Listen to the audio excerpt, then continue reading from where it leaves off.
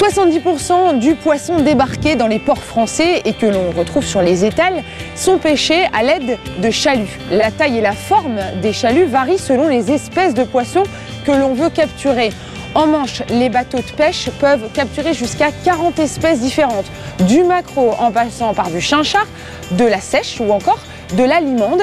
Mais contrairement à ce que l'on peut croire, la réglementation ne permet pas de conserver toutes les captures. Expliquez-nous pourquoi toutes les espèces capturées ne peuvent pas forcément être débarquées. Alors, trois raisons principales à cela. Une première raison qui est d'ordre réglementaire. Les pêcheurs sont encadrés par des quotas, des compositions de capture. Donc tout ce qui ne rentre pas dans ce cadre doit être rejeté à la mer.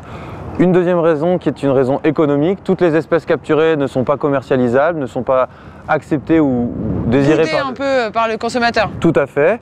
Et une troisième raison à cela qui est la sélectivité des engins de pêche. Certains des poissons capturés sont trop petits et donc doivent être rejetés par les pêcheurs.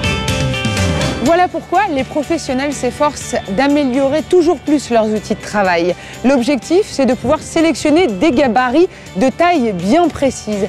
Qui plus est, à partir de 2016, l'Union européenne va interdire progressivement aux pêcheurs de rejeter les espèces sous quota.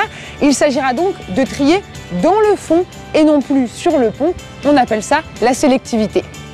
Depuis une dizaine d'années, nous travaillons sur des études de sélectivité. Actuellement, ce qu'il nous faudrait, c'est un petit coup de main de la Commission européenne pour nettoyer l'ancienne réglementation qui nous oblige à faire du rejet. Ceci dit, il faut continuer à travailler sur les engins de pêche, donc sur la sélectivité, pour limiter les pertes commerciales, qui finalement est le gros point noir pour la rentabilité des entreprises.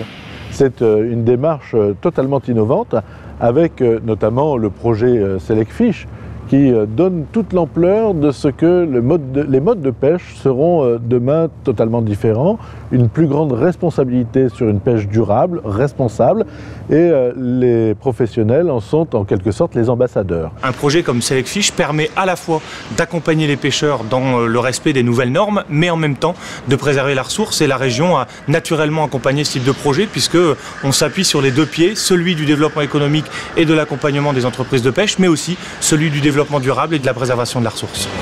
La sélectivité n'est pas chose facile, voilà pourquoi les artisans pêcheurs ont fait appel à l'expertise et au savoir-faire technologique de l'IFREMER, l'Institut français de recherche pour l'exploitation de la mer. Concrètement, IFREMER a contribué et contribue à la mise au point du dispositif sélectif qui va équiper les chaluts. Et donc nous travaillons avec deux bateaux qui travaillent simultanément, l'un équipé du chalut classique et l'autre équipé du dispositif sélectif. Et IFREMER a contribué à la mise au point d'un protocole d'analyse des données qui sont collectées lors des embarquements à la mer. Sachant que les dispositifs testés tiennent compte du comportement du poisson, puisque c'est un élément déterminant dans la capture ou l'échappement des poissons. Johan, où en sont les recherches aujourd'hui ? Alors ici on a un exemple typique de ce qu'on a pu tester. Voici un cylindre en maille carrée, donc on voit bien la différence avec les mailles classiques que l'on utilise, qui restent fermées pendant l'action de pêche avec la traction, alors qu'avec le cylindre en maille carrée, les mailles vont rester ouvertes. Ça va permettre le tri et l'échappement des juvéniles, des poissons trop petits qui ne sont pas commercialisables. Les résultats des recherches, comme les prototypes de filets qu'on vient de voir par exemple, ont été testés régulièrement par des professionnels directement sur des bateaux de pêche. Stéphane Ramé, d'ailleurs, vous êtes patron de pêche et vous avez pu tester les nouveaux dispositifs. Déjà, comment s'est passée l'expérimentation ? Ça s'est très bien passé. Pour le cylindre, on a eu entre 20 et 40% de rejet en moins, donc une bonne chose.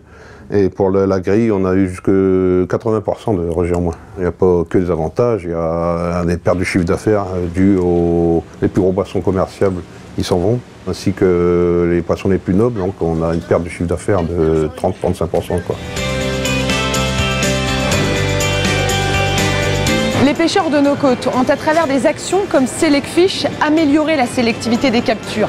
Évidemment, des rejets persistent, mais sachez que vous, consommateurs, vous pouvez contribuer à diminuer ces rejets en choisissant de consommer certaines espèces de poissons comme le chinchard, le grondin ou encore le taco. Mais n'oubliez pas, il faut surtout consommer ces poissons à la bonne saison.